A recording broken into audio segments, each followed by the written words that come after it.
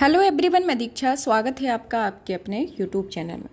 Vision IAS के PT 365 को cover किया जा रहा है, जिसमें ये आपका अपडेटेड इस क्लासरूम स्टडी मटेरियल है, जिसमें अभी इसके मेजर टॉपिक राज्य व्यवस्था के साथ साथ आईआर, अर्थव्यवस्था, आपके सामाजिक मुद्दे और पर्यावरण, इन सब टॉपिक को कवर किया गया। अभी जो हमारा टॉपिक चल रहा है, छठा मेजर टॉपिक आपका साइंस एंड टेक्नोलॉजी का है। साइंस एंड टेक्नोलॉजी के अंतर्गत भी आपके दो मेजर कि इसके तीन मेजर टॉपिक, एक तो जैव प्रौद्योगिकी को कवर कर दिया गया है, साथ ही साथ आपका आईटी और कंप्यूटर को कवर किया जा चुका है, और इसके साथ आपके अंतरिक्ष प्रौद्योगिकी के टॉपिक जो रहे हैं उनको ऑलरेडी आपके पार्ट फर्स्ट के अंतर्गत इसको कवर कर दिया गया है। फिर आप आज जो इस टॉपिक के अंतर्गत पढ़ा जाएगा स्वास्थ्य के संदर्भ में कि स्वास्थ्य से रिलेटेड क्या क्या चीज़ें हैं, और इसी के साइंस एंड टेक्नोलॉजी के विविध के जितने भी टॉपिक हैं इन सबको कवर किया जाएगा।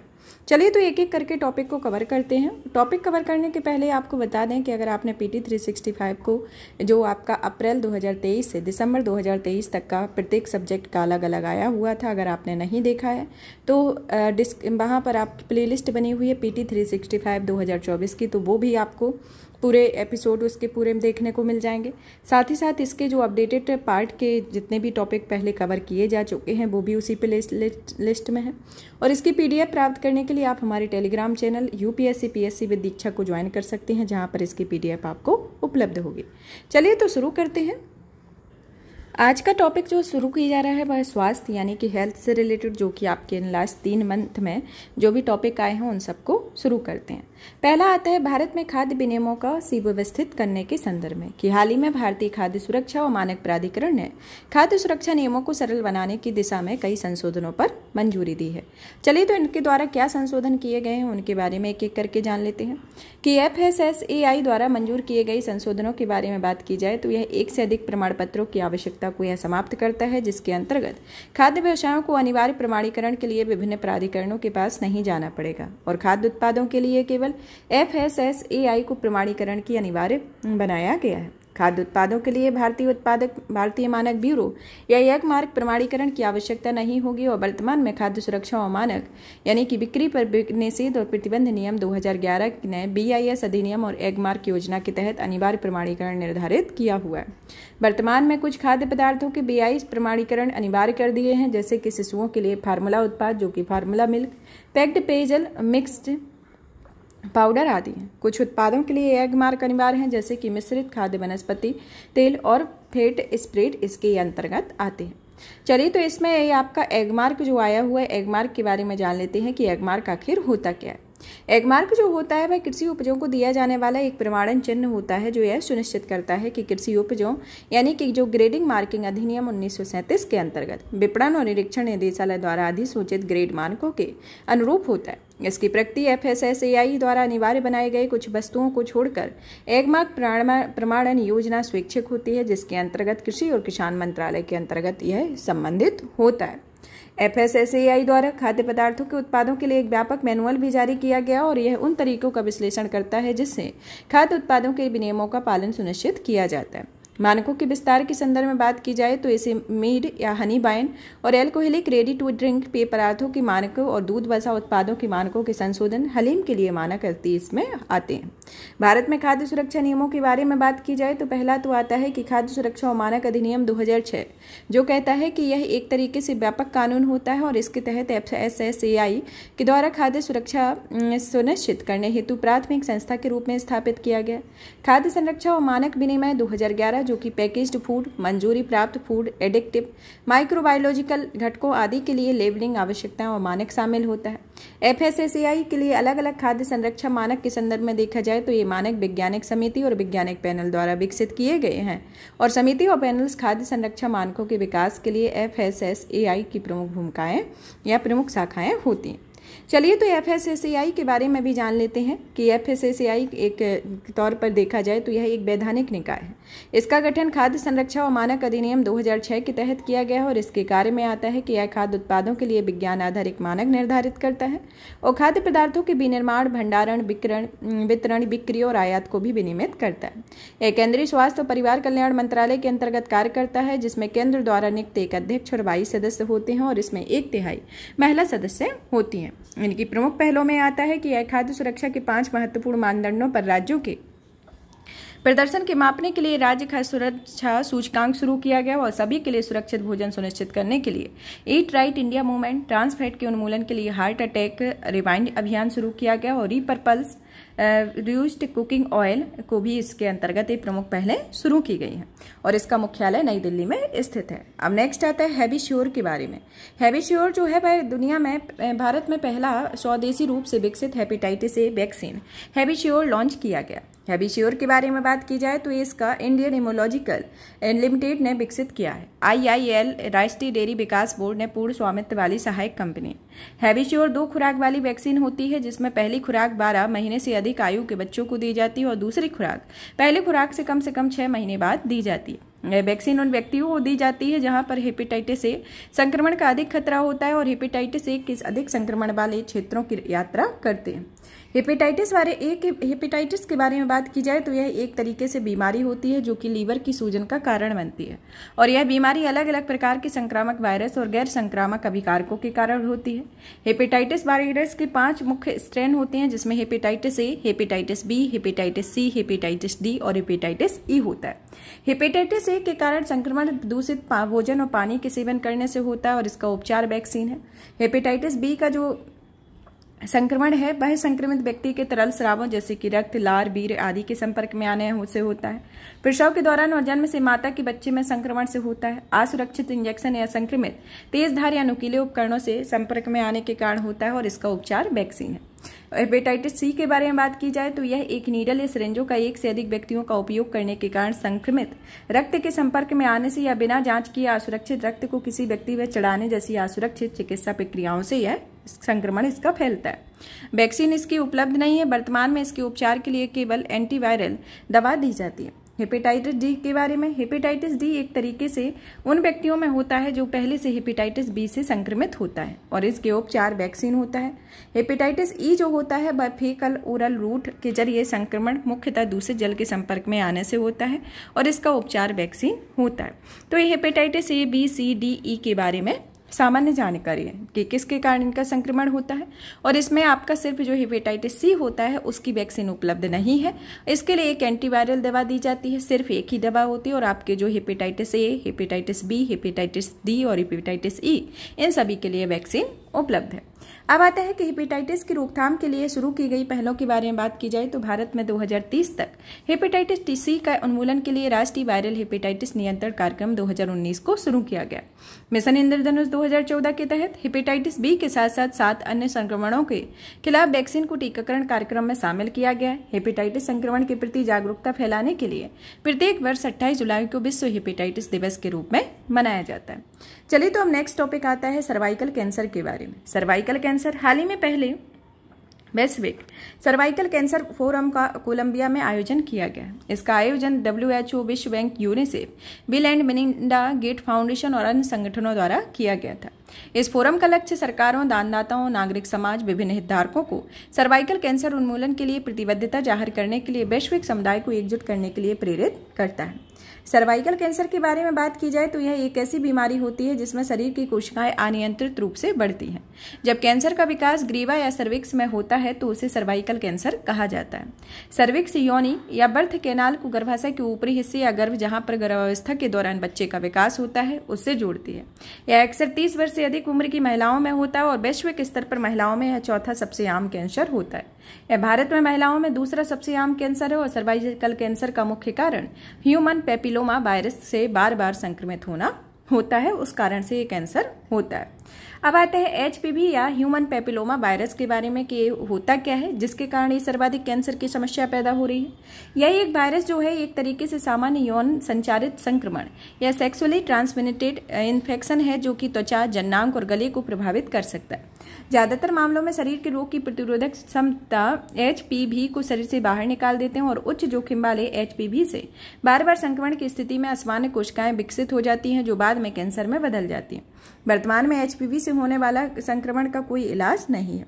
HPV के प्रकार के बारे में बात की जाए तो उच्च जोखिम वाले HPV 12 प्रकार के होते हैं और इनमें से HPV 16 और HPV 18 के कारण अधिकांश HPV कैंसर उत्पन्न करते हैं। HPV टीकाकरण और बचाव के अन्य उपाय को देखा जाए तो दुनिया भर में HPV के 6 टीके उपलब्ध हैं। सभी टीके उच्च जोखिम वाले HPV 16 और HPV 18 से सुरक्षा प्रदान करते हैं, जिसमें HPV 16 और 18 के कारण अधिकांश सर्वाइकल कैंसर उत्पन्न होते हैं और सभी लड़कियों जो कि 9 से 14 साल तक की उम्र की लड़कियों को HPV का टीका 1 या 2 खुराक लगवानी चाहिए। और इसके अलावा सर्वेक यानी कि सर्वाइकल कैंसर के खिलाफ पहला टीका जो कि स्वदेशी रूप से सीरम इंस्टीट्यूट के द्वारा विकसित किया गया।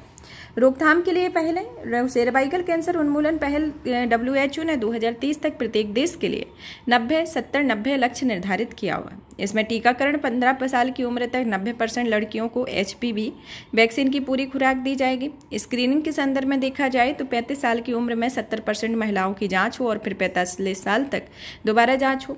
उपचार के तौर पर देखा जाए तो कैंसर की संभावना वाली 90% महिलाओं का इलाज हो और इन वैक्सीन कैंसर से ग्रस्त 90% महिलाओं के इलाज का प्रबंध किया जाए। तो ये 70 और 90 के लक्ष्य को निर्धारित करता है। अब आता है कि भारत में लड़कियों के लिए HPV टीकाकरण के संदर्भ में बात की जाए तो भारत सरकार ने 2024 से 2025 के बीच में अंतरिम बजट में सर्वाइकल कैंसर की रोकथाम के लिए 9 से 14 साल की उम्र की लड़कियों को HPV टीका लगाने का प्रस्ताव दिया हुआ है।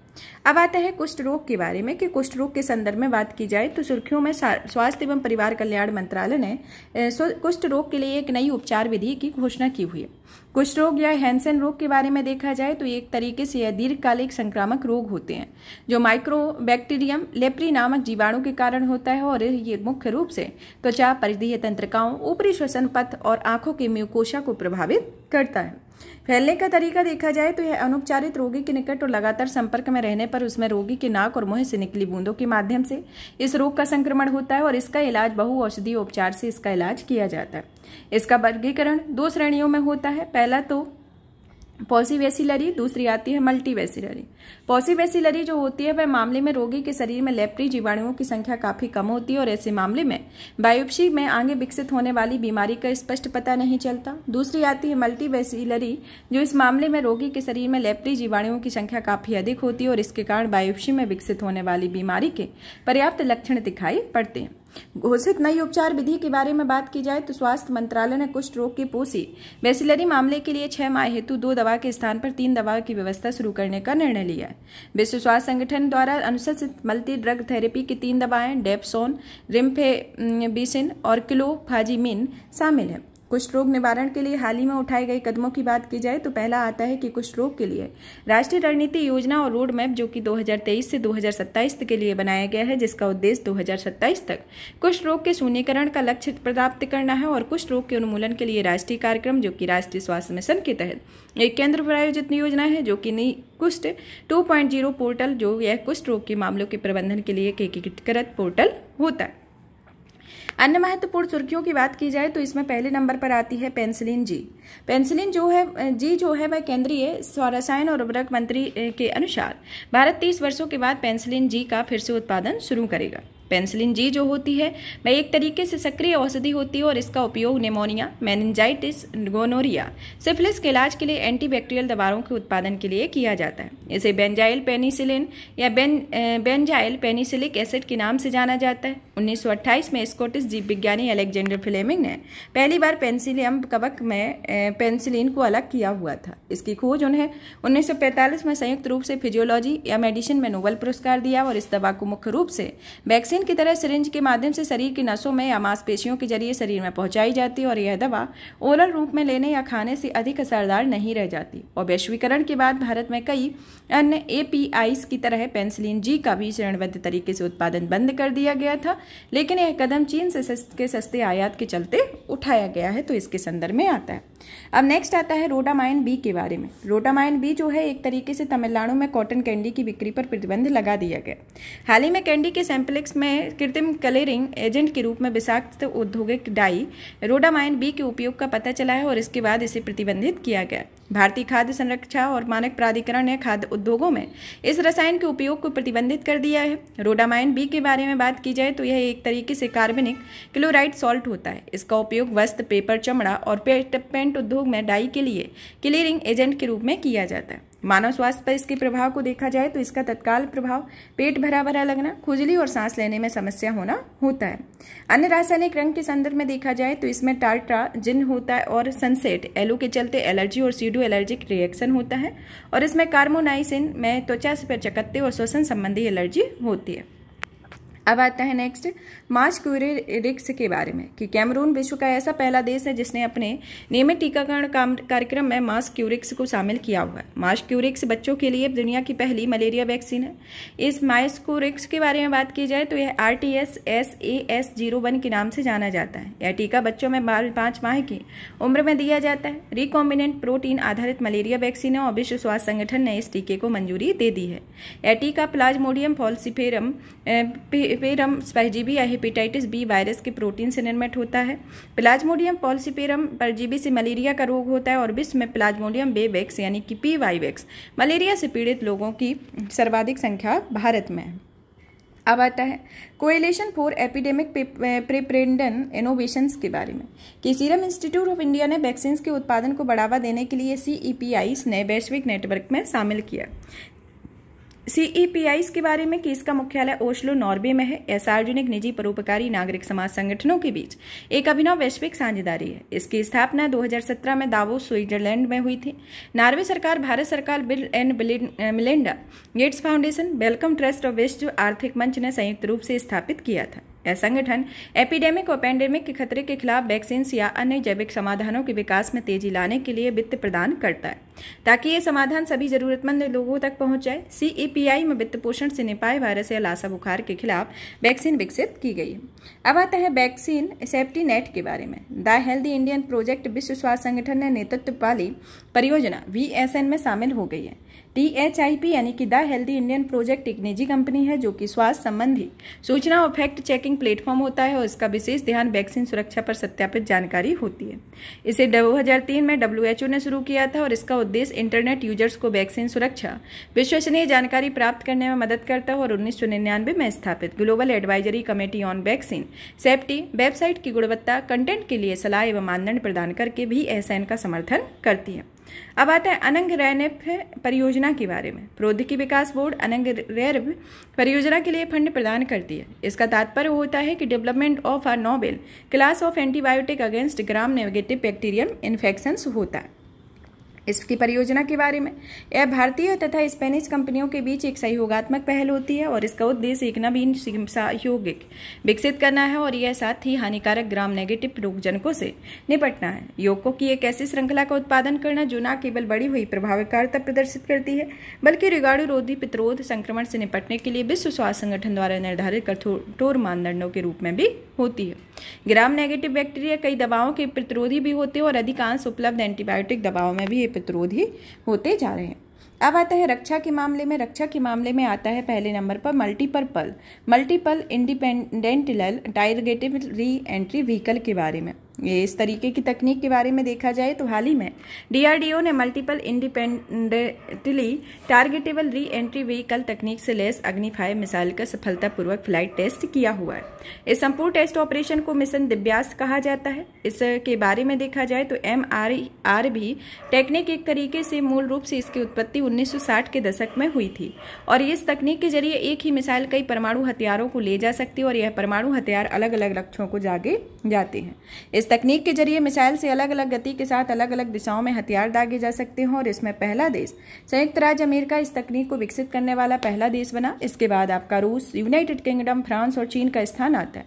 पाकिस्तान ने 2017 में कथित तौर पर MIRV तकनीक से लैस अवाबील नामक एक मिसाइल का परीक्षण भी किया हुआ था। इसके लाभ के संदर्भ में देखा जाए तो यह एटमॉस्फेरिक डिप्लॉयमेंट में सक्षम है और यह MIRV पारंपरिक मिसाइल्स के विपरीत एक साथ कई वॉरहेड्स ले जा सकती है। इनमें से प्रत्येक वॉरहेड्स अलग अलग लक्ष्यों को स्वतंत्र रूप से हमला करने में सक्षम होता है। इन वॉरहेड्स में जमीन से पनडुब्बी के जरिए समुद्र में लॉन्च किया जाता है और इसका उद्देश्य बैलिस्टिक मिसाइल डिफेंस प्रणाली को मात देना नहीं बल्कि पारंपरिक मिसाइलों की तुलना में MIRV से लैस मिसाइल में अपना बचाव कहीं अधिक करना होता है। BMD को निष्प्रभावी करने के लिए कारगर जवाबी रूप से देखा जाता है। इसके अंतर्गत चुनौतियों के बारे में देखा जाए तो ये इसका कमजोर पक्ष जो होता है वह खासतौर पर जमीन पर तैनात की गई MIRV मिसाइलें सुवेद्य होती हैं, क्योंकि मिसाइलों पर लगे कई वॉरहेड दुश्मन द्वारा हमले की स्थिति से असुरक्षित होते हैं। साथ ही ये संकट के समय किसी दुश्मन के पहले हमला करने के लिए प्रोत्साहित कर सकती है। अन्य चुनौतियों के संदर्भ में आता है कि इसने कई चुनौतियां खड़ी कर दी हैं, जैसे कि छोटे आकार के हथियार का विकास, उन्नत मार्गदर्शन प्रणालियों का विकास, अतिरिक्त विखंडीय पदार्थ जैसे कि प्लूटोनियम की आवश्यकता आदि होता है। इसमें अब आता है कि multiple independently targetable re entry vehicle के बारे में बात की जाए तो इस किस तरीके से वर्क करती है उसके संदर्भ में देखते हैं। ये यहाँ पर आपकी सामान्य मिसाइल है और यहाँ पर MIRV क्षमता से लैस मिसाइल है। यहाँ पर परमाणु हथियार ले जाने के लिए री एंट्री व्हीकल होते हैं, जो कि एक ही मिसाइल के जरिए प्रत्येक री एंट्री व्हीकल स्वतंत्र रूप से अलग अलग लक्ष्यों को निशाना बना सकते हैं। तो इस तरीके से ये मिसाइल के संदर्भ में ये दिखाया गया है कि इस तरीके से जब ये मिसाइल प्रक्षेपित की जाती है तो यहाँ पर ये इस तरीके से ये यहाँ पर आया, एक यहाँ पर, तो इस तरीके से इनकी री एंट्री व्हीकल एक तरीके से देखा जाता है। अब आता है हमारे इसके अंतर्गत देखा जाए तो अग्नि 5 मिसाइल के बारे में बात की जाए कि अग्नि 5 मिसाइल होती क्या। ये अग्नि 5 मिसाइल जो है वह DRDO द्वारा स्वदेशी रूप से विकसित सतह से सतह पर मार करने वाली बैलिस्टिक मिसाइल होती है। बैलिस्टिक मिसाइल प्रोजेक्टाइल मोशन के जरिए हथियार को लक्ष्य तक पहुंचाती है। इसकी रेंज अत्यधिक सटीकता के साथ 5000 किलोमीटर से अधिक दूरी की मारक क्षमता होती है और इसमें ठोस ईंधन 3 चरणों वाले इंजन का उपयोग करता है। इसमें एकीकृत निर्देशक मिसाइल कार्यक्रम के तहत विकसित की गई है और इसे डॉक्टर APJ अब्दुल कलाम की अध्यक्षता में IGMDP यानी कि एकीकृत निर्देशित मिसाइल विकास कार्यक्रम को 1983 में आरंभ किया गया था, जिसका उद्देश्य भारत में मिसाइल प्रौद्योगिकी के क्षेत्र में आत्मनिर्भर बनाना है। IGMDP के अंतर्गत कुछ पहले शुरू की गई थी मिसाइलों के संदर्भ में। चलिए तो इसमें सबसे पहले आई थी मिसाइलों में पहली आती है पृथ्वी, जो कि कम दूरी की सतह से सतह पर करने वाली बैलिस्टिक मिसाइल है। अग्नि जो कि मध्यम दूरी की सतह से सतह पर मार करने वाली बैलिस्टिक मिसाइल है। त्रिशूल जो कि यह कम दूरी की सतह से हवा में मार करने वाली मिसाइल है, जिसमें कम ऊंचाई के लक्ष्यों पर वार करने हेतु उपयोग में लाया जाता है। आकाश जो कि है मध्यम दूरी की सतह से हवा में मार करने वाली मिसाइल है और नाग जो है वह तीसरी पीढ़ी की एंटी टैंक मिसाइल होती है। तो यह IGMDP के द्वारा विकसित की गई प्रमुख मिसाइलें होती हैं। अब आता है ठोस ईंधन प्रौद्योगिकी के बारे में या सॉलिड फ्यूल टेक्नोलॉजी के बारे में कि हाल ही में उत्तर कोरिया ने ठोस ईंधन के संचालित अंतर महाद्वीपीय बैलिस्टिक मिसाइल का परीक्षण किया हुआ है। यह मिसाइल हाइपरसोनिक हथियारों को लॉन्च करने में सक्षम है और यह हाइपरसोनिक मिसाइल की गति ध्वनि की गति से 5 गुना अधिक होती है। इस तरह की मिसाइल की गति मैक 5 से अधिक होती है और मिसाइलें तरल और क्रायोजेनिक इंजन के साथ साथ ठोस ईंधन प्रौद्योगिकी द्वारा संचालित की जाती है। ठोस ईंधन और तरल ईंधन प्रौद्योगिकी द्वारा संचालित मिसाइलों की तुलना की जाए तो सबसे पहले आता है फ्यूल और ऑक्सीडाइजर के बारे में। इसमें ठोस ईंधन प्रौद्योगिकी के संदर्भ में देखा जाए तो यह ठोस प्रोडक्ट ईंधन ऑक्सीडाइजर का मिश्रण होता है। ईंधन इसमें धात्विक पाउडर होता है और ऑक्सीडाइजर अमोनियम नाइट्रेट और पोटेशियम क्लोरेट होता है। तरल ईंधन प्रौद्योगिकी के अंतर्गत इसमें तरल ईंधन संचालित मिसाइल में तरल अवस्था में ईंधन और ऑक्सीजन होते हैं और इसमें ईंधन केरोसिन, अल्कोहल, हाइड्रोजन और इसके डेरिवेटिव्स तथा तरल हाइड्रोजन होते हैं। ऑक्सीडाइजर जो कि एक तरीके से नाइट्रिक एसिड, नाइट्रोजन टेट्रोक्लोराइड, तरल ऑक्सीजन और तरल फ्लोरीन होता है। अब आता है मैकेनिज्म के संदर्भ में देखा जाए तो ठोस ईंधन में ईंधन और ऑक्सीडाइजर सख्त रबड़ जैसी सामग्री में संयुक्त रूप से बंधे होते हैं और यह धात्विक आवरण में पैक किए जाते हैं और इसमें होता है कि यह कंबस्टन चैम्बर में मिश्रित किया जाता है और दहन किया जाता है। इसका लाभ जो होता है इसमें अधिक रखरखाव की जरूरत नहीं होती और इस ईंधन पर आधारित मिसाइल को तुरंत दागा जा सकता है और इसमें जो होता है कि इसका उपयोग नियंत्रित किया जा सकता है और इसे बंद किया जा सकता है। इसकी कमियों में आता है कि यह थ्रस्ट को नियंत्रित या बंद नहीं किया जाता और इसमें ईंधन और ऑक्सीडेंटल को अलग अलग भंडारित करना होता है, जो कि एक जटिल प्रौद्योगिकी के तौर पर कार्य करता है। क्रायोजिक ईंधन में क्रायोजिक के बारे में बात की जाए तो यह एक तरीके से क्रायोजिक ईंधन वास्तव में बहुत कम तापमान पर भंडारित और तरलीकृत गैस होती है और इस ईंधन को अधिक दक्ष माना जाता है और यह उच्च घनत्व सुनिश्चित करने के लिए गैसीय पदार्थ को बहुत उच्च दाब तक संपीड़ित करना होता है, जो कि बहुत कम तापमान तक ठंडा करता है। इस तकनीक के पूर्वोदक के रूप में तरल ऑक्सीजन और तरल हाइड्रोजन का उपयोग किया जाता है और यह ठोस तरल ईंधन की तुलना में जलने वाले प्रत्येक किलोग्राम पूर्वोदक का अधिक थ्रस्ट प्रदान करता है। अब आता है भूस्थानिक आसूचना और खुफिया जानकारी के बारे में। सुर्खियों में क्यों? हाल ही में इसरो आसूचना और या खुफिया जानकारी एकत्रित करने के लिए अगले 5 वर्षों में 50 उपग्रह लॉन्च करने की योजना बना रहा है। अन्य संबंधित तथ्यों को देखा जाए तो इस योजना के तहत पृथ्वी की अलग अलग कक्षाओं में उपग्रह के एक समूह को स्थापित किया जाएगा और इसका उद्देश्य सैनिकों की गतिविधियों की निगरानी करना और हजारों किलोमीटर क्षेत्र की इमेजिंग करना होता है। इससे भूस्थानिक परिवर्तनों का अध्ययन करने के लिए उपग्रहों की क्षमता में सुधार होगा। साथ ही भूस्थानिक डेटा का विश्लेषण करने के लिए आर्टिफिशियल इंटेलिजेंस से संबंधित और डेटा संचालित दृष्टिकोण को बढ़ावा मिलेगा। भूस्थानिक सूचना और खुफिया जानकारी के बारे में बात की जाए तो यह एक तरीके से इंटेलिजेंस संबंधी विषय क्षेत्र होते हैं जिसके तहत विशिष्ट भौगोलिक क्षेत्रों की मानवीय गतिविधियों को बेहतर ढंग से वर्णित करने और इमेज प्राप्त करने के भूस्थानिक डेटा का विश्लेषण करती है। यह पृथ्वी पर कहीं भी मानवीय गतिविधियों और भौतिक भूगोल का सर्वेक्षण और आकलन करने के लिए इमेजरी का उपयोग करती है और भूस्थानिक सूचना या खुफिया जानकारी में आमतौर पर विविध प्रौद्योगिकियों से मिलकर बने नेटवर्क से डेटा एकत्रित और समेकित किया जाता है। इन प्रौद्योगिकियों में अलग अलग उपग्रहों, mobile sensor, ground control station, हवाई छवियों आदि को शामिल होता है। समुद्री डोमेन जागरूकता के बारे में बात की जाए तो यह भूस्थानिक सूचना के क्षेत्रीय कवरेज का विस्तार करके समुद्री क्षेत्र की अधिक व्यापक निगरानी क्षमता प्राप्त हो सकती है और यह मुआसर क्षेत्र को सुरक्षित बनाने में मदद करती है। अब आता है भूस्थानिक इंटेलिजेंस के बारे में या GOINT के बारे में या जियो स्पाइटियल इंटेलिजेंस के बारे में कि यह एक तरीके से इन्फॉर्मेटिव लेयर या फिर सूचना स्तरों से बना होता है जो इस तरीके के प्रश्नों का उत्तर है जैसे कि मैं कहाँ हूँ, मित्र कहाँ हूँ और शत्रु कहाँ है, वे कब आगे बढ़ सकते हैं, गैर युद्धकर्मी कहाँ है, बाधाएं कहाँ हैं और मैं उनके बीच कैसे नेविगेट करूँ, आसपास का परिवेश कैसा हो, इससे क्या अर्थ निकाले और इसका क्या प्रभाव हो। इसके अंतर्गत ये मुख्य क्वेश्चन इसके अंतर्गत तो उठते हैं। अब आता है हमारा नेक्स्ट टिप कि भूस्थानिक सूचना को एक तरीके से मजबूत करने के लिए भारत में क्या प्रयास किए जा रहे हैं। पहला तो इसके अंतर्गत ये प्रयास किया जा रहा है भू पर्यवेक्षण उपग्रह के बारे में, जो कि भारत में रिमोट सेंसिंग उपग्रहों का सबसे बड़ा समूह है, जिसे EOS 7 फरवरी 2023 में पृथ्वी की कक्षा में प्रक्षेपित किया गया था। नाविक जो कि navigation with the Indian constitution है, जो कि यह सटीकता के साथ लोकेशन संबंधी सूचना सेवा प्रदान करने के लिए भारत द्वारा संचालित स्वदेशी नेविगेशन प्रणाली है। भुवन पोर्टल जो कि इसरो द्वारा विकसित और संचालित किया जा रहा है, यह एक राष्ट्रीय भू पोर्टल है। यह सैटेलाइट इमेजरी को मानचित्रण प्रदान करता है। अब आते हैं ड्रोन और सुरक्षा के बारे में कि ये क्या होती है, सुर्खियों में क्यों कि हाल ही में अडानी डिफेंस एंड एरोस्पेस ने भारतीय नौसेना के लिए दृष्टि 10 स्टारलाइनर मानव रहित हवाई वाहन शुरू किया हुआ है। दृष्टि 10 स्टारलाइनर के बारे में कि जो एक तरीके से पहला स्वदेशी रूप से निर्मित UAV है, यह भारतीय नौसेना के बेड़े में शामिल हुआ है और इसमें 60% से अधिक स्वदेशी सामग्री का इस्तेमाल किया जाता है। यह नौसेना की समुद्री डोमेन जागरूकता को बढ़ावा देता है, साथ ही समुद्री डकैती को रोकने संबंधी अभियानों और समुद्री मिशनों की प्रभावशीलता को भी बढ़ाएगा। UAV के मुख्य विशेषताओं को देखा जाए तो इसमें पहली आती है कि यह एडवांस इंटेलिजेंस, निगरानी या टोही क्षमताओं से युक्त होती है। यह मीडियम एल्टीट्यूड लॉन्ग एंड्योरेंस या UAV है, जिसका अर्थ होता है मध्यम ऊंचाई पर अधिक देर तक रह सकता है। इसकी पेलोड क्षमता 450 किलोग्राम होती है और इसे STANAG 4671 प्रमाण प्राप्त हुआ है, जो कि नाटो समझौते के तहत एक स्थापित मानक होता है। अब आता है इसके अंतर्गत कि भारत में ड्रोन विनिमय के संदर्भ में देखा जाए तो ड्रोन संशोधन नियम 2023 के बारे में कि रिमोट पायलट सर्टिफिकेशन जारी करने के लिए आवेदक के पास भारतीय पासपोर्ट की अनुपलब्धता की स्थिति में एक वैकल्पिक व्यवस्था प्रदान करता है। राष्ट्रीय काउंटर रोग ड्रोन दिशा निर्देश के बारे में, जो कि 2019 में नागर विमानन मंत्रालय ने यह दस्तावेज जारी किया है कि इसका उद्देश्य ड्रोन से संबंधित खतरों का आकलन करने के लिए दिशा निर्देश तैयार करना है। ड्रोन नियम 2021 के संदर्भ में कि भारतीय हवाई क्षेत्र को 3 जोन ग्रीन, येलो, रेड में विभाजित करते हैं और ये ड्रोन उड़ाने की स्वीकार्यता के आधार पर निर्धारित होता है। रेड जोन में ड्रोन नहीं उड़ जा सकता है, बल्कि यहाँ पर केंद्र सरकार द्वारा दी गई अनुमति के अनुसार ही ड्रोन का संचालन नहीं किया जा सकता है, तो इसके अंतर्गत आता है। अब आता है कि ड्रोन के संदर्भ में बात की जाए तो भारत में रक्षा क्षेत्र में इसके लिए कौन कौन सी पहले शुरू की गई हैं उनके बारे में बात करते हैं, जिसमें आता है विदेशी ड्रोन के अधिग्रहण के बारे में।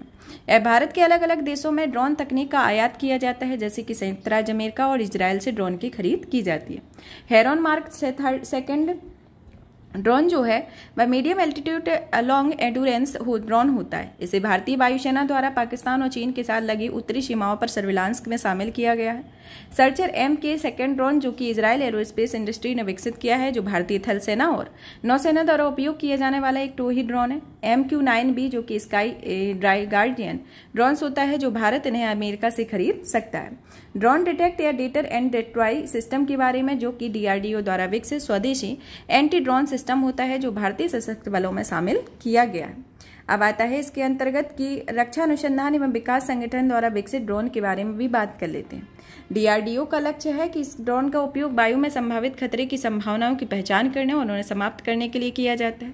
यह एक सॉलिड प्रोपेलेंट रॉकेट मोटर द्वारा लॉन्च किया गया है, जो कि एक टर्बोजेट इंजन द्वारा उड़ान की गति बनाई जाती है। डीआरडीओ निशांत के बारे में, जो कि एक मल्टी मिशन यूएवी है और यह दिन रात दोनों समय कार्य करने में सक्षम होता है और इसे मोबाइल हाइड्रो न्यूमेटिक लॉन्चर का उपयोग करके लॉन्च किया गया। रोस्टम फर्स्ट, जो कि एक कंपोजिट और 800 किलोग्राम श्रेणी की short range remotely piloted aircraft system है। रोस्टम 2, जो कि medium altitude long endurance UAV है, या खुफिया निगरानी, लक्ष्य की खोज, ट्रैकिंग और टोही सेवाएं प्रदान करती है और यह अपने विकासात्मक परीक्षणों के अग्रिम चरण में होती है। आर्चर, जो तरीके से देखा जाए तो यह short range unmanned aerial vehicle weaponised के नाम से जाना जाता है। डीआरडीओ नेत्र, जो कि यह निगरानी और टोही कार्यों के लिए विकसित हल्के वजन वाला ऑटोनोमस यूएवी है। Abhyas, high speed expendable aerial target यानी कि हीट, जो कि यह यान ऑटो पायलट की सहायता से स्वायत्त उड़ान के लिए डिजाइन किया गया और यह हथियार चलाने के लिए आवश्यक रडार क्रॉस सेक्शन, विजुअल और इंफ्रारेड ऑटोमेटेशन सिस्टम से लैस होता है। इसमें लैपटॉप आधारित ग्राउंड कंट्रोल सिस्टम भी होता है और अभ्यास के लिए न्यूनतम लॉजिस्टिक की आवश्यकता होती है। साथ ही आयात किए जा रहे अन्य यानों की तुलना में लागत प्रभावी होता है। वज्र प्रहार प्रणाली, जो कि रक्षा उत्कृष्टता के लिए नवाचार पहल के तहत विनिर्मित एंटी ड्रोन होती है। अन्य महत्वपूर्ण सुर्खियों की बात की जाए तो इसमें पहला आता है भारत की 5वीं पीढ़ी की advance medium compact air missile aircraft के बारे में, कि हाल ही में सुरक्षा मामलों की संबंधी मंत्रिमंडलीय समिति ने भारत की 5वीं पीढ़ी के मल्टी रोल लड़ाकू विमान एडवांस मीडियम कॉम्पैक्ट एयरक्राफ्ट के डिजाइन और विकास से संबंधित प्रोजेक्ट को मंजूरी दी हुई है।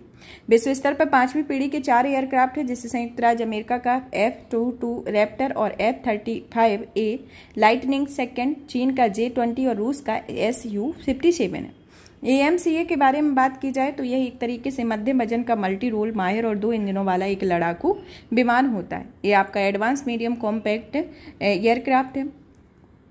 इस विकास को अंतिम रूप से डिजाइन करने के लिए एक नोडल एजेंसी होती है, जो कि डीआरडीओ के तहत वैमानिकी विकास एजेंसी के नोडल एजेंसी के रूप में बनाया गया है। रक्षा मंत्रालय में रक्षा अनुसंधान और विकास विभाग के अंतर्गत एक सोसाइटी के रूप में स्थापित है। विनिर्माण करने वाली एजेंसियों के बारे में बात की जाए तो यह हिंदुस्तान एरोनॉटिक्स लिमिटेड इसका निर्माण करती है। प्रमुख विशेषताओं में कि यह एडवांस स्टील सुविधा से लैस होता है और यह सुविधा इसे शत्रु के रडार की पकड़ में से आने से बचाती है। स्टील सुविधा विमान को मिशन के दौरान शत्रु की एयर डिफेंस को तोड़ने, शत्रु की एयर डिफेंस को खत्म करने और सटीक हमला करने में सक्षम बनाती है। अब आता है ब्रह्मोस मिसाइल के बारे में, कि सुरक्षा पर मंत्रिमंडलीय समिति ने नौसेना के लिए 200 से अधिक BrahMos extended range supersonic cruise मिसाइलों के अधिग्रहण को मंजूरी दे दी है। ब्रह्मोस मिसाइल के बारे में बात की जाए तो यह मिसाइल भारत और रूस के बीच संयुक्त उपक्रम समझौते के तहत विकसित की गई है। इसका नाम ब्रह्मोस ब्रह्मपुत्र नदी और मोस्कोवा नदियों के नाम पर हुआ है। यह एक सुपरसोनिक क्रूज मिसाइल होती है जिसकी मैक्स गति 2 से 3 होती है और यह क्रूज मिसाइल जेट इंजन द्वारा संचालित होती है। इस मिसाइल की विशेषताओं को देखा जाए तो यह दागों और भूल जाओ के सिद्धांत पर कार्य करती है और अलग अलग प्रकार की फ्लाइट ट्रेजेक्टरी के साथ लंबी फ्लाइट रेंज होती है। इसकी रेंज 450 से 600 किलोमीटर तक बढ़ाने का निर्णय लेती है और यह रडार पहुंच से बहुत गति कम करती है और टकराने पर बड़ी मात्रा में गतिज ऊर्जा उत्पन्न करती है और यह प्रबलघातक शक्ति के साथ सूक्ष्म सटीकता से युक्त होती है। अब आती है हाई पावर्ड माइक्रोवेव हथियार के बारे में, कि चीनी वैज्ञानिकों ने स्टर्लिंग इंजन द्वारा संचालित एक नवीन हाई पावर्ड माइक्रोवेव हथियार बनाया हुआ है। स्टर्लिंग इंजन एक बाह्य दहन इंजन होता है। यह इंजन तापीय ऊर्जा को यांत्रिक ऊर्जा में बदलने के लिए संपीड़न और प्रसरण के सिद्धांत पर कार्य करता है। एचपीएम हथियार एक तरीके का डायरेक्ट एनर्जी वेपन प्रणाली होती है, जहां पर यह विद्युत चुम्बकीय प्रणालियां होती हैं एक तरीके से, जो रासायनिक और विद्युत ऊर्जा को विकृत ऊर्जा में बदलती है और इसका लक्ष्य नष्ट करने के लिए इस्तेमाल कर सकती हैं, तो इसके अंतर्गत आता है। अब आता है आकाश एनजी या न्यू जनरेशन मिसाइल के बारे में, कि रक्षा अनुसंधान और विकास संगठन ने आकाश एनजी मिसाइल का सफल परीक्षण किया हुआ है। आकाश एनजी वस्तुतः सतह से हवा में मार करने वाली मिसाइल होती है। यह अत्यधिक तीव्र गति से आने वाले हवाई खतरों को नष्ट करने में सक्षम होती है। Active electronically scanned array multi functional radar लगा हुआ रहता है, जो कि सर्च, ट्रैक और फायर कंट्रोल जैसे 3 कार्यों में सक्षम होती है। आकाश हथियार प्रणाली कम दूरी की सतह से हवा में मार करने वाली मिसाइल वायु रक्षा प्रणाली होती है, जिसे डीआरडीओ द्वारा स्वदेशी रूप से डिजाइन व विकसित किया गया। अब हमारे नेक्स्ट टॉपिक का और इस साइंस एंड टेक्नोलॉजी का अंतिम टॉपिक है मिसलेनियस यानी कि विविध के बारे में बात करते हैं, जिसमें पहला आता है फास्ट ब्रीडर रिएक्टर। हाल ही में तमिलनाडु के कलपक्कम के मद्रास परमाणु ऊर्जा संयंत्र में भारत के पहले प्रोटोटाइप फास्ट ब्रीडर रिएक्टर में कोर लोडिंग की प्रक्रिया शुरू कर दी। फास्ट ब्रीडर रिएक्टर एक तरीके से भारतीय नाभिकीय विद्युत निगम लिमिटेड या भाविनी द्वारा स्वदेशी रूप से विकसित या डिजाइन किया गया। इसमें 200 से अधिक भारतीय उद्योगों की सहायता ली गई है। परमाणु रिएक्टर के कोर में परमाणु ईंधन डालने को ही कोर लोडिंग कहा जाता है। कोर लोडिंग की प्रक्रिया का पूरा होना क्रिटिकली हासिल करने के लिए दिशा में पहला चरण होता है। भारतीय नाभिकीय विद्युत निगम लिमिटेड या भाविनी की बात की जाए तो इसके बारे में आता है कि यह परमाणु ऊर्जा विभाग के प्रशासनिक नियंत्रण के तहत एक सरकारी कंपनी होती है। इसे 2003 के कंपनी अधिनियम 1956 के तहत पब्लिक लिमिटेड कंपनी के रूप में स्थापित किया गया और इसका उद्देश्य तमिलनाडु के कलपक्कम में पहले 500 मेगावाट फास्ट ब्रीडर रिएक्टर का निर्माण करना और उसे चालू करना होता है। यह परमाणु ऊर्जा अधिनियम 1962 के प्रावधानों के तहत विद्युत उत्पादन के लिए आगे भी FBR निर्माण और कमीशनिंग, संचालन और रखरखाव करेगा। फास्ट ब्रीडर रिएक्टर क्या होते हैं? ये रिएक्टर एक प्रकार के परमाणु रिएक्टर होते हैं और इन रिएक्टर में बिजली पैदा करने के दौरान अत्यधिक तीव्र गति वाले न्यूट्रॉन की मदद से खपत की तुलना में अधिक परमाणु ईंधन का उत्पादन किया गया था। फास्ट ब्रीडर रिएक्टर में ईंधन के रूप में यूरेनियम प्लूटोनियम मिश्रित ऑक्साइड का उपयोग किया जाता है और यह एक फ्यूल कोर के आसपास यूरेनियम 238 ब्लैंकेट्स न्यूक्लियर ट्रांसम्यूटेशन की प्रक्रिया से गुजरने पर अतिरिक्त ईंधन का उत्पादन करता है और यही कारण इसे ब्रीडर कहा जाता है। FBR के इम्पोर्टेंस के बारे में देखा जाए तो यह परमाणु कार्यक्रम के चरण 2 की शुरुआत है, जिसमें FBR का परिचालन 3 चरणों वाले परमाणु ऊर्जा कार्यक्रम के तहत चरण 2 में किया जाता है। तीसरे चरण के लिए मार्ग प्रशस्त FBR थोरियम 232 का उपयोग ब्लैंकेट्स के रूप में किया जाता है या ट्रांसम्यूटेशन के द्वारा थोरियम 232 में विखंडनीय U233 में बदल दिया जाता है, जिसका उपयोग तीसरे चरण के ईंधन के रूप में किया जाता है। अब आता है इसके भारत में थोरियम के भंडारों के बारे में बात कर लेते हैं कि भारत परमाणु ऊर्जा विभाग ने अब तक 11 मिलियन टन से अधिक इन सीटू मोनाजाइट या थोरियम युक्त खनिज संसाधन का पता लगा है। विश्व के लगभग 25% थोरियम का भंडार भारत में है। भारत के परमाणु कार्यक्रम के तीसरे चरण में थोरियम अत्यधिक महत्वपूर्ण होता है और ये भंडार केरल, तमिलनाडु, उड़ीसा, आंध्र प्रदेश, पश्चिम बंगाल, झारखंड आदि राज्यों के समुद्र और नदी के रेत में पाए गए। भारत में परमाणु ऊर्जा से बिजली उत्पादन के संदर्भ में देखा जाए तो वर्तमान में देश में कुल स्थापित परमाणु ऊर्जा से बिजली उत्पादन क्षमता लगभग 7.5 गीगावाट है और उत्पादन 23 परमाणु ऊर्जा संयंत्रों में किया जाता है। इनमें 19 परमाणु ऊर्जा संयंत्र, 2 बॉइलिंग वाटर रिएक्टर और 2 प्रेशराइज्ड वाटर रिएक्टर इसके अंतर्गत शामिल है। और हाल ही में काकरापारा परमाणु ऊर्जा संयंत्र में 2 स्वदेशी रूप से डिजाइन किए गए 700 मेगावाट के PSWR शामिल किए गए हों, जो कि देश के कुल विद्युत उत्पादन में परमाणु ऊर्जा की हिस्सेदारी 2022-23 में लगभग 2.8% थी। इसका लक्ष्य भारत में 2030 तक परमाणु ऊर्जा तथा बिजली उत्पादन क्षमता को 3 गुना करना है। इसके अंतर्गत अन्य पहले आती है, जैसे कि भारत स्मॉल मॉड्यूलर रिएक्टर का विकास करने की दिशा में कदम बढ़ा है, जिसमें एडवांस परमाणु रिएक्टर होते हैं जिनकी प्रति रिएक्टर विद्युत उत्पादन क्षमता 300 मेगावाट तक होती है। भारत में क्लोज्ड फ्यूल साइकिल प्रणाली को अपनाया गया है। इसका उद्देश्य उपयोग किए गए ईंधन को पुनः प्रसंस्कृत करके यूरेनियम प्लूटोनियम को प्राप्त करना है और इसे रिसाइकिल करके पुनः ईंधन के रूप में रिएक्टर में उपयोग करना और इसके चलते परमाणु अपशिष्ट की मात्रा में कमी आती है। इस तरीके से आपका उत्तर प्रदेश में नरोरा परमाणु ऊर्जा केंद्र है, राजस्थान में रावतभाटा में स्थित राजस्थान परमाणु ऊर्जा स्टेशन है, गुजरात में काकरापारा परमाणु ऊर्जा स्टेशन, गुजरात में ही आपका तारापुर परमाणु ऊर्जा, और यहाँ पर आता है आपका कर्नाटक में कलपक्कम परमाणु ऊर्जा, तमिलनाडु में कुडनकुलम परमाणु ऊर्जा संयंत्र आता है और कैगा जो है आपका कर्नाटक में आता है। तो इस तरीके के परमाणु ऊर्जा संयंत्र आते हैं। परमाणु ऊर्जा शिखर सम्मेलन की बात की जाए तो पहला परमाणु ऊर्जा शिखर सम्मेलन ब्रुसेल्स, बेल्जियम में आयोजित किया गया था। इसका आयोजन संयुक्त रूप से अंतर्राष्ट्रीय परमाणु ऊर्जा एजेंसी और बेल्जियम सरकार द्वारा किया गया था और इसका आयोजन ग्लोबल स्टॉकटेक में परमाणु ऊर्जा को शामिल किए जाने के ऐतिहासिक निर्णय के मद्देनजर किया गया था। इसका उल्लेख संयुक्त राष्ट्र जलवायु परिवर्तन सम्मेलन COP28 2023 में ग्लोबल स्टॉकटेक पर सहमति बनी हुई थी। इसका उद्देश्य निम्नलिखित मामलों में सामना की जाने वाली वैश्विक चुनौतियों का समाधान करने में परमाणु ऊर्जा की भूमिका को उजागर करना है, जैसे कि जीवाश्म ईंधन के उपयोग को कम करना, ऊर्जा सुरक्षा को सुनिश्चित करने में और आर्थिक विकास को बढ़ावा देने में होता है। इसमें भागीदार में भारत सहित 32 देशों के लीडर्स और प्रतिनिधि इसके अंतर्गत शामिल होते हैं। अब आता है लिथियम के बारे में। लिथियम जो है हाल ही में भारत और अर्जेंटीना में लिथियम अन्वेषण और खनन परियोजना के एक समझौते पर हस्ताक्षर किए हैं। इस समझौते के खनिज विशेष इंडिया लिमिटेड और अर्जेंटीना सरकारी स्वामित्व वाली खनन और ऊर्जा कंपनी कैमियन के बीच हस्ताक्षर हुए हैं। इन समझौते के तहत भारत के लवणीय यानी कि खारे जल का सांद्र विलयन प्रकार में लिथियम अन्वेषण हेतु तकनीकी और परिचालन अनुभव प्राप्त होगा। भारत में लिथियम की आपूर्ति की महत्वपूर्ण पहलों के बारे में बात की जाए तो यह खनिज विदेशी इंडिया लिमिटेड को 2019 में स्थापित किया गया था। यह national aluminium company limited, Hindustan copper limited और mineral exploration and consultancy limited की एक संयुक्त उपक्रम कंपनी होती है। यह विदेशों में लिथियम के साथ साथ अन्य रणनीतिक खनिजों की पहचान, अधिग्रहण, विकास, प्रसंस्करण, व्यावसायिक दृष्टि से उपयोग करता है ताकि भारत में इसकी आपूर्ति की जा सके। यह Australia India critical minerals investment partnership के तहत ऑस्ट्रेलिया में और अधिक अन्वेषण के लिए 5 टारगेट्स प्रोजेक्ट पहचान की गई है। भारतीय भूवैज्ञानिक सर्वेक्षण देश के विभिन्न हिस्सों में लिथियम भंडार की खोज कर रहा है। लिथियम के बारे में, लिथियम एक तरीके से नरम चांदी और सफेद क्षारीय धातु होती है। इसके घनत्व सभी धातुओं की तुलना में सबसे कम होते हैं। यह जल के साथ तीव्र अभिक्रिया करती है। यह एल्यूमिनियम और मैग्नीशियम के साथ लिथियम धातु से मिश्र धातु बनाई जाती है और इसकी मजबूती में सुधार होता है और इसका वजन भी कम होता है।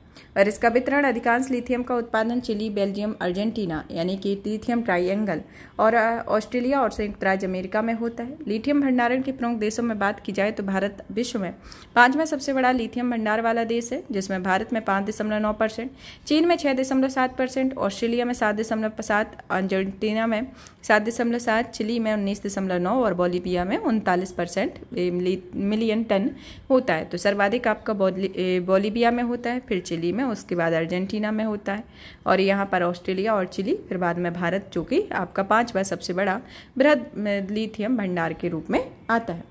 लिथियम जो है वह खान और खनिज अधिनियम संशोधन 2023 के तहत लिथियम को क्रिटिकल तथा रणनीतिक खनिज के रूप में चिन्हित किया गया है। क्रिटिकल खनिज ऐसे तत्व होते हैं जो अत्यावश्यक आधुनिक प्रौद्योगिकियों के विकास में, निर्माण में आधार पर उपयोग होता है और इसकी आपूर्ति श्रृंखला में व्यवधान का भी खतरा होता है। और 100% आयात के लिए भारत अपनी लिथियम की मांग को पूरा करता है, जिसमें ज़्यादातर चीन और हांगकांग में किया जाता है। लिथियम के उपयोग, इसका उपयोग मोबाइल फोन, लैपटॉप, डिजिटल कैमरे, इलेक्ट्रिक वाहनों को रिचार्जेबल बैटरी के निर्माण में होता है।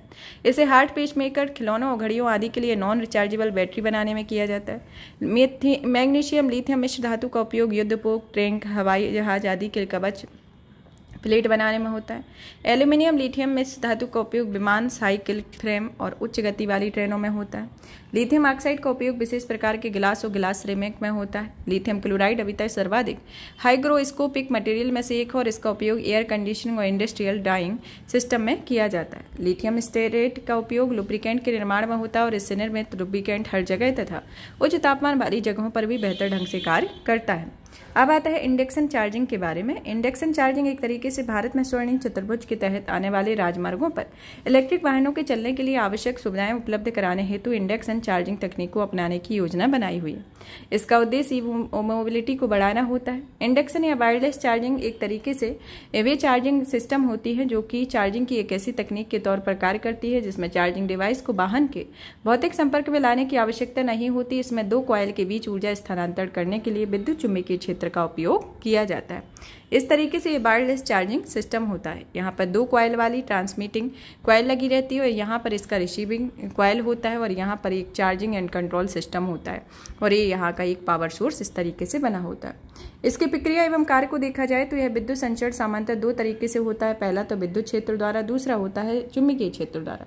विद्युत क्षेत्र द्वारा होता है, इसमें धातु के इलेक्ट्रोड जैसे कि कैपेसिटिव चार्जिंग के बीच कैपेसिटिव कपलिंग का उपयोग होता है। चुंबकीय क्षेत्र द्वारा तार के कॉइल के बीच इंडक्टिव कपलिंग का उपयोग किया जाता है। यह चुंबकीय प्रेरण के सिद्धांत पर कार्य करता है और यह ट्रांसफार्मर भी इसी सिद्धांत पर कार्य करता है। इसमें एक कॉइल चार्जिंग स्टेशन में दूसरी कॉइल चार्जिंग लगी रहती है जो कि ऊर्जा ट्रांसमिटिंग कॉइल में रिसीविंग कॉइल में स्थानांतरित होती है। चार्जिंग शुरू करने के लिए ड्राइवरों को अपने ईवीज के केवल चार्जिंग पैड को रोकना या पार्क करना होता है।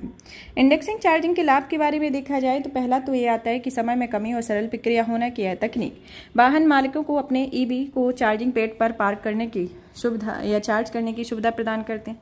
कम रखरखाव की आवश्यकता होती है, जिसमें कोई भौतिक कनेक्टर नहीं होता। इससे चार्जिंग उपकरणों में टूट फूट कम होती है और लंबे समय तक इसके रखरखाव की लागत में कमी आती है। हर मौसम में चार्जिंग की सुविधा होती है कि वायरलेस चार्जिंग सभी मौसम के लिए अनुकूल होता है, जिससे बिना रुकावट की चार्जिंग की सुविधा होती है। और अन्य में देखा जाए तो यह पर्यावरण अनुकूल स्वचालित ड्राइविंग तकनीक के विकास में मददगार होती है। इंडक्टिव चार्जिंग के प्रकार के बारे में बात की जाए तो यह 3 अलग अलग प्रकारों में वर्णित है। पहला तो आता है स्थैतिक या स्थिर चार्जिंग, जो कि घरों कार्यालयों में प्रयुक्त होती है। इस चार्जिंग की विधि चार्ज होने पर इलेक्ट्रॉनिक व्हीकल को एक जगह से स्थिर रखना पड़ता है और इसका उपयोग तब किया जाता है जब इलेक्ट्रिक व्हीकल को लंबे समय तक एक जगह पार्क करना होता है। दूसरा आता है अर्धगतिशील या क्वासी डायनेमिक या अवसर मिलने पर चार्जिंग। इस चार्जिंग की विधि में यात्रा के दौरान इलेक्ट्रिक व्हीकल को कम गति पर चलाकर कुछ देर तक रुककर चार्ज किया जाता है। तीसरी आती है गतिशील या डायनेमिक इलेक्ट्रिक व्हीकल चार्जिंग, जैसे कि सड़कें और राजमार्ग पर होती है और इसमें वाहन मालिक अपने इलेक्ट्रिकल व्हीकल को चलाते समय लगातार चार्ज करते रहते हैं। इनमें चार्जिंग के लिए बार बार रुकने की जरूरत नहीं रहती और चार्जिंग खत्म होने की चिंता के बिना लंबी दूरी तक यात्रा की जा सकती है। तो इस तरीके की ये 3 तरीके की चार्जिंग सिस्टम होता है। अब आता है एडवांस ड्राइवर असिस्टेंस सिस्टम के बारे में कि विभिन्न रिपोर्ट्स के अनुसार भारत में एडवांस ड्राइवर असिस्टेंस सिस्टम की मांग में बढ़ोतरी होती है। साथ ही यह भारत के लिए एक उभरते बाजार के रूप में सामने आ रहा है। एडवांस ड्राइविंग असिस्टेंट जो सिस्टम है यह इसके अंतर्गत एक कार्य करता है। इसमें इस तरीके की एक रडार या लिडार होती है, कैमरे लगे रहते हैं और अल्ट्रासाउंड इस तरीके से होता है, जो कि इसमें कलर वाइज इसको दिखाया गया है। ये एक तरीके से इलेक्ट्रॉनिक सिस्टम का एक सेट होता है जो कि ड्राइवरों की सुरक्षा बढ़ाने और वाहन के प्रदर्शन में सुधार करने और अन्य सुविधाएं प्रदान करने के लिए वाहनों में लगाया जाता है। यह वाहन के अलग आसपास के परिवेश की निगरानी करने और संभावित खतरों का पता लगाने, सेंसर, कैमरे, रडार और अन्य एडवांस प्रौद्योगिकियों के उपयोग को संभव बनाता है और ग्राहकों की मांग के लिए बाजार में विभिन्न स्तर पर ADAS मौजूद होते हैं। ADAS तो मुख्यतः 2 तरीके के होते हैं। पहला तो होता है कि ये प्रणालियां ADAS सक्रिय ADAS, जो कि ये प्रणालियां ड्राइविंग की गंभीर परिस्थितियों में सक्रिय रूप से हस्तक्षेप करती हैं और ड्राइवर की सहायता प्रदान करती हैं। दूसरा आता है निष्क्रिय ADAS, जो कि मुख्य रूप से ड्राइविंग प्रक्रिया में सीधे हस्तक्षेप किए बिना ड्राइवर को जानकारी और अलर्ट प्रदान करता है। उदाहरण के तौर पर इसमें सक्रिय ADAS का उदाहरण वाहनों को टकराने से बचाने के लिए प्रणालियां, लेन कीप असिस्टेंट सिस्टम और स्वचालित आपातकालीन ब्रेकिंग सिस्टम होता है। और निष्क्रिय ADAS में blind spot monitoring system, lane departure चेतावनी प्रणाली और यातायात संकेत पहचानना होता है। ADAS के लिए प्रयुक्त उपकरण की बात की जाए तो इसमें रडार, जो कि आसपास की वस्तुओं या वाहनों का पता लगाने और उनकी दूरी या गति और दिशा को मापने के लिए रेडियो तरंगों का उपयोग किया जाता है। लिडार, जो कि वाहन के आसपास के परिवेश का 3D मानचित्र बनाने के लिए लेजर लाइट का उपयोग होता है। कैमरा, जो कि तस्वीरें प्राप्त करने, लेन मार्किंग, ट्रैफिक संकेतों के बारे में जानकारी प्राप्त करने के लिए इनबिल्ट ऑप्टिकल सेंसर का उपयोग किया जाता है। अल्ट्रासोनिक, जो कि आसपास की वस्तुओं का पता लगाने, उसकी दूरी मापने के लिए उच्च आवृत्ति वाली ध्वनि तरंगों का उपयोग होता है। इंफ्रारेड, जिसके तहत कम रोशनी में आसपास की वस्तुओं का पता लगाने के लिए हीट सेंसिटिव सेंसर का उपयोग होता है। GPS, जो कि वाहन की स्थिति या गति का पता लगाता है और यातायात के प्रबंधन के बारे में सूचना प्रदान करता है। अब आता है ऑटोनॉमस ड्राइविंग के विभिन्न स्तर के बारे में, जिसमें स्तर नंबर 0 होता है, जो कि कोई स्वचालन नहीं होता है। इसमें ड्राइवर के पास ड्राइविंग का पूरा नियंत्रण होता है। स्तर नंबर 1, जो कि चालक सहायता के संदर्भ में होता है, जिसमें वाहन में एकल स्वचालित प्रणाली की सुविधा होती है। स्तर नंबर 2, जो कि आंशिक स्वचालन होता है, जिसमें वाहन के स्टीयरिंग और एक्सीलरेशन को स्वचालित रूप से नियंत्रित किया जाता है। स्तर नंबर 3, जो सशक्त स्वचालन होता है, जिसमें वाहन की ड्राइविंग से संबंधित अधिकांश कार्य स्वचालित रूप से नियंत्रित होते हैं। स्तर 4, जो कि उच्च स्वचालन होता है, जिनमें वाहन की कुछ स्थितियों में ड्राइविंग से संबंधित सभी कार्य स्वचालित रूप से संचालित करता है। और स्तर 5, जो कि पूर्ण संचालन होता है, जिसमें वाहन सभी परिस्थितियों में ड्राइविंग से संबंधित सभी कार्य को स्वचालित रूप से संचालित करता है। क्रिटिकली टेक क्षेत्रक के बारे में बात की जाए तो यह हाल ही में इलेक्ट्रॉनिक और सूचना प्रौद्योगिकी मंत्रालय ने क्रिटिकली टेक क्षेत्रक के लिए ड्राफ्ट रोड मैप जारी किए हुए हैं। इस रोड मैप के अंतर्गत आता है कि यह centre for development of advance computing द्वारा तैयार किए गए और इसके तहत क्रिटिकली क्षेत्रक में सॉफ्टवेयर और हार्डवेयर के स्वदेशीकरण पर जोर दिया जाता है। यह इलेक्ट्रॉनिक और सूचना प्रौद्योगिकी मंत्रालय के अंतर्गत अनुसंधान और विकास संगठन है और इसका लक्ष्य भारत की स्वतंत्रता की 100वीं वर्षगांठ यानी कि 2047 तक कई मुद्दों को हल करना है। इसमें विशिष्ट घरेलू शोध लक्ष्यों को रेखांकित किया गया है, जिसमें इस रोडमैप के विभिन्न बिंदुओं पर नजर डाली जाए तो इसमें आता है क्वांटम टेक्नोलॉजी, जो कि एक तरीके से सुपर कंडक्टिंग सामग्री विकसित करने पर ध्यान देगी और मुख्य सार्वजनिक संरचना अवसंरचना से जुड़ी होगी। क्रिप्टोग्राफी, जो कि क्रिप्टोग्राफी की उत्कृष्टता केंद्र बनाएगी। क्वांटम प्रतिरोधी क्रिप्टोग्राफी नवीन या नॉन लीनियरिटी योजनाओं आदि पर ध्यान देगी। मोबाइल सुरक्षा, जो कि सुरक्षित ओएस और मोबाइल हार्डवेयर के लिए इकोसिस्टम बनाएगी। इंटरनेट ऑफ थिंग की सुरक्षा के अंतर्गत यह IoT sandbox, IoT network security और के स्टेशन और स्वचालन विकसित करेगी। साइबर फॉरेंसिक, जो कि सोशल मीडिया एनालिटिक्स विकसित करेगी और यह है डीप फेक, यूपीआई एप्स जैसे क्षेत्रों में डार्क वेब फॉरेंसिक और फॉरेंसिक टूल बनाना होता है। क्रिटिकली टेक क्षेत्र की एक तरीके से ऐसी प्रौद्योगिकियां होती हैं जिन्हें सरकार द्वारा देश की भावी आर्थिक समृद्धि, राष्ट्रीय सुरक्षा, तकनीकी उन्नति के लिए महत्वपूर्ण रूप से चिन्हित किया जाता है। इन्हें अक्सर अत्याधुनिक अनुसंधान, नवाचार और सामरिक महत्व में ये शामिल होते हैं। इन्हें आमतौर पर सरकार इन क्षेत्रों में अधिक निगरानी करती है और इससे संबंधित प्रौद्योगिकी के निवेश के माहौल में सुधार करती है। क्रिटिकली टेक राज्य स्तर के महत्वपूर्ण बुनियादी ढांचे में शामिल होती है और ऐसा इसलिए होता है क्योंकि ये सुरक्षित, लागत प्रभावी और विश्वसनीय सेवा प्रदान करती है। साथ ही ये संभावित विफलताओं की भविष्यवाणी के लिए एक पूर्वानुमान उपकरण के रूप में कार्य करती है और क्रिटिकली टेक उदाहरणों में artificial intelligence, quantum computing, internet of thing और इसमें शामिल होती हैं। क्रिटिकली टेक्नोलॉजी क्षेत्रों में अन्य समूहों में शामिल है, जैसे कि संयुक्त राज्य अमेरिका, भारत क्रिटिकल और उभरती प्रौद्योगिकी पहल में शामिल किए गए प्राथमिकता वाले क्षेत्र, जिसमें रक्षा, अंतरिम, क्वांटम, कृत्रिम बुद्धिमत्ता, सेमीकंडक्टर, दूरसंचार होते हैं। भारत और ऑस्ट्रेलिया ने जून 2020 में साइबर और साइबर सक्षम क्रिटिकल टेक्नोलॉजी सहयोग पर फ्रेमवर्क समझौते पर हस्ताक्षर किए हैं।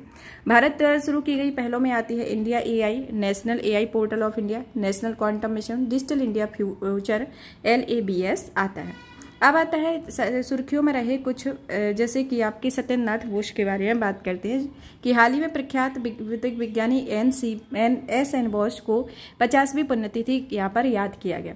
SN बोस का जन्म 1894 से 1974 के बीच में इनका समयकाल रहा।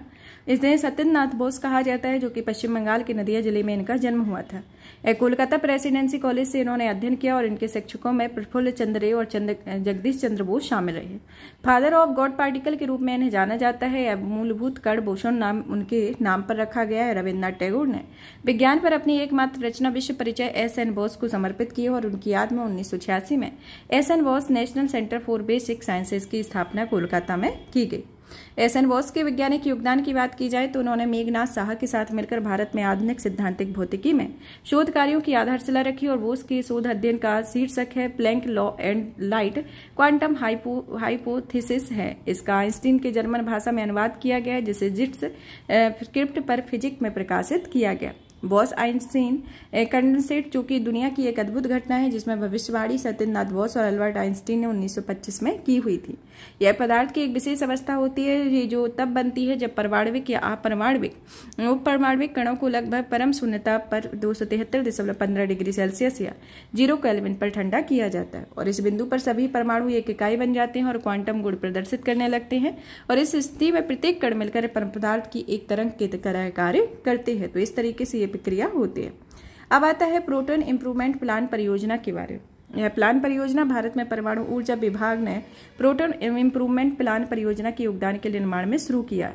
प्रोटॉन इंप्रूवमेंट प्लान परियोजना, जो कि संयुक्त राज्य अमेरिका का पहला पार्टिकल एक्सेलरेटर है, यह फर्मी लैब में स्थित है। इसे अंतर्राष्ट्रीय भागीदारों में महत्वपूर्ण योगदान बनाया है। Bharat, France, Italy, Poland, United kingdom के संस्थान इसमें सहयोग करते हैं और यह भारत अपने योगदान के लिए $140 मिलियन मूल्य में उपकरण प्रदान करता है। लॉन्ग बेसलाइन न्यूट्रिनो फैसिलिटी के में निर्माणाधीन डीप अंडरग्राउंड न्यूट्रिनो एक्सपेरिमेंट के लिए दुनिया की सबसे उच्च ऊर्जा युक्त न्यूट्रिनो बीम को पावर प्रदान करता है।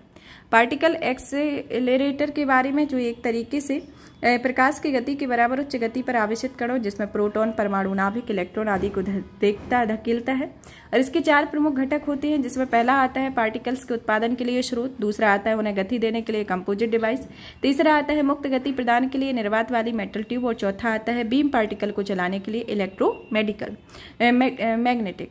इसमें कुछ बड़े पार्टिकल भी होते हैं, जैसे कि लार्ज हैड्रॉन कोलाइडर, जो कि एक तरीके से सबसे शक्तिशाली एक्सेलरेटर होता है, जिसका जेनेवा में CERN में यह स्थित है।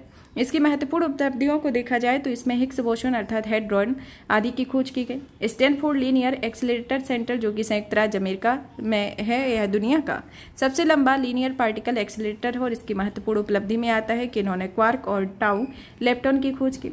यूरोपियन सिंक्रोट्रॉन रेडिएशन फैसिलिटी जो कि ग्रेनोबल फ्रांस में स्थित है, यह दुनिया की सबसे तीव्र हार्ड एक्सरे स्रोत होता है।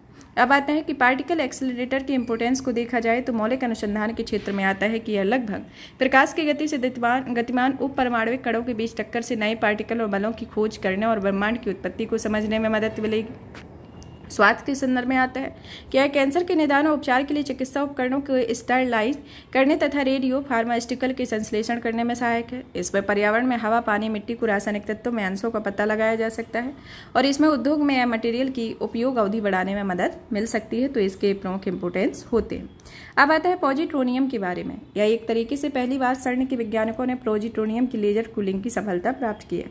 Entry hydrogen experiment, gravity interferometer spectroscopy collaboration की भौतिकवादी एक अंतर्राष्ट्रीय टीम में यह सफलता हासिल की है। यह टीम CERN की एंटीमैटर फैक्ट्री में जारी किए गए प्रमुख उपयोगों में से एक है। इसका लक्ष्य एंटी हाइड्रोजन पर पृथ्वी के गुरुत्वीय त्वरण को प्रत्यक्ष रूप से नापना है और यह यूरोप के कुछ देशों और भारत के भौतिकविदों का एक सहयोग मंच है। पॉजिट्रोनियम के बारे में बात की जाए तो इसे 1951 में खोजा गया था और यह सबसे हल्की ज्ञात परमाणु होता है। इसमें इलेक्ट्रॉन और प्रोजिट्रॉन शामिल होते हैं। पॉजिट्रोनियम का जीवन काल बहुत छोटा होता है, जिसमें इलेक्ट्रॉन और एंटीमेटर आपस में टकराकर एक दूसरे को नष्ट करने और गामा किरणें उत्सर्जित करते हैं और यह पूरी घटना 1 सेकंड में 142 अरब हिस्से में घटित होती है।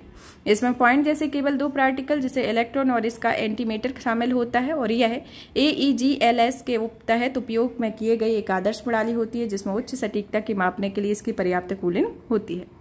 मैटर एंटीमीटर जो एक तरीके से इसमें कई मैटर मौजूद होते हैं जैसे कि ठोस, तरल, गैस, प्लाज्मा। इसमें सब एटॉमिक पार्टिकल होते हैं जो कि द्रव्यमान और आयतन प्रदान करते हैं, जिसमें प्रोटॉन और न्यूट्रॉन जिन्हें बेरियन कहा जाता है, इलेक्ट्रॉन और न्यूट्रॉन जिसे लेप्टॉन कहा जाता है और कुछ अन्य पार्टिकल भी इसके अंतर्गत होते हैं। अब आता है स्टील स्लेग रोड टेक्नोलॉजी के बारे में। स्टील स्लेग टेक्नोलॉजी एक तरीके से मुंबई को गोवा से जोड़ने वाली NH66 को 1 किलोमीटर लंबे हिस्से पर 4 लेन स्टील स्लेग रोड का निर्माण किया है। यह एक प्रोजेक्ट वेस्ट टू वेल्थ और स्वच्छ भारत अभियान की पहल के तहत शुरू किया गया। स्टील स्लेग रोड टेक्नोलॉजी के बारे में यह एक तरीके से भट्टी से पिघले हुए अशुद्ध फ्लक्स सामग्री के जलने से प्राप्त होती है और यह एक गैर धात्विक कच्चा कांच जैसा पदार्थ होता है जिसमें अलग अलग मात्रा में calcium, magnesium, manganese, aluminium silicate और ऑक्साइड मौजूद होते हैं और इसका निर्माण का उपयोग इसमें अशुद्धियों और धात्विक सामग्रियों को अलग किया जाता है और स्टील स्लेग को प्रसंस्कृत किया जाता है। यह प्रसंस्कृत स्टील स्लेग प्राकृतिक सामग्रियों में बनी सड़कों की परतों की तुलना में बेहतर यांत्रिक गुण प्रदर्शित करती है। यह बिटुमिनस और सीमेंट कंक्रीट से निर्मित सड़कों में दाएं से बाएं और की ओर कैरिजिम स्टील स्लेग का उपयोग किया जाता है। पर्यावरण के अनुकूल सड़क निर्माण की अन्य प्रौद्योगिकियों में देखा जाए तो फ्लाई ऐश का उपयोग, कॉपर स्लैग, जियो टेक्सटाइल, कोल्ड मिक्स टेक्नोलॉजी इसके अंतर्गत आती है। अन्य महत्वपूर्ण सुर्खियों में आता है सी बोट के बारे में। सी बोट जो है एक तरीके से गोवा स्थित राष्ट्रीय समुद्र विज्ञान ने सी बोट नामक एक स्वायत्त अंडर वाटर व्हीकल लॉन्च किया। सी बोट उन्नत सुविधाओं वाला एक रोबोट होता है और इसका उपयोग प्रवाल भित्तियों की निगरानी बढ़ाने के लिए किया जाएगा। यह जल के भीतर 200 मीटर की गहराई तक यात्रा कर सकता है और यह भारतीय नौसेना में बैथीमेट्री अध्ययन करने में मदद करती है और यह अध्ययन नेविगेशन चैनल की योजना बनाने में सहायता करती है और यह सक्रिय हाइड्रोथर्मल वेस्ट खोजने में भी मदद करता है।